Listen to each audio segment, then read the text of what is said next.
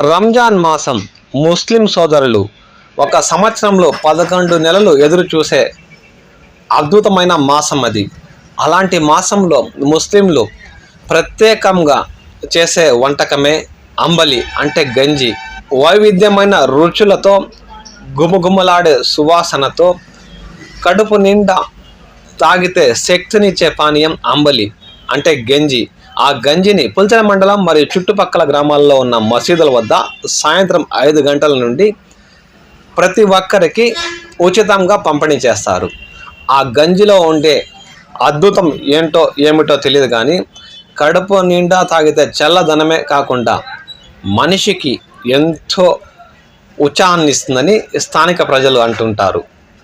ఈ సందర్భంగా కల్లూరు బీసీ కాలనీలోని నూరాని మసీద్ వద్ద అంబలి అంటే గంజిని పంపిణీ చేస్తున్న దృశ్యాలు ఇప్పుడు మనం చూద్దాం.